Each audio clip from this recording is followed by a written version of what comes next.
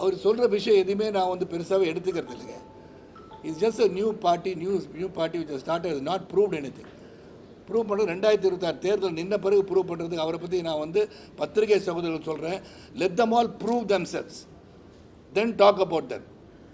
அப்போ நீங்கள் என்ன சார் ப்ரூவ் பண்ணிட்டு வந்து உட்காந்துருக்கீங்கன்னு கேட்டிங்கன்னா, நான் வந்து பொது வாழ்க்கையில் முதல்ல இருந்துகிட்ருக்கேன். கேட்டு பாருங்கள், ரசிக மன்றத்தை நடத்தும் போது எப்படி நடத்தணும், அந்த ரசிக மன்ற காலத்தில் எவ்வளோ பேருக்கு உதவி பண்ணியிருக்கோம், எங்கே வேணால் போய் பாருங்கள். You can also verify which is not that because social media was not strong at that point of time. அப்போ நான் வந்து இப்போ எல்லாம் நான் இதான் செஞ்சுருக்கேன்னு சொல்லலை. ஸோ நான் வந்தது வந்து பொது வாழ்க்கைக்கு வந்தது பல காரணங்கள் உண்டு. பொது வாழ்க்கைக்கு வர்றது என்னுடைய குடும்ப பாரம்பரியத்தை பார்த்தீங்கன்னா, பொது வாழ்க்கையில் இருப்பவர்கள் அரசியல் இருந்திருப்பவர்கள்.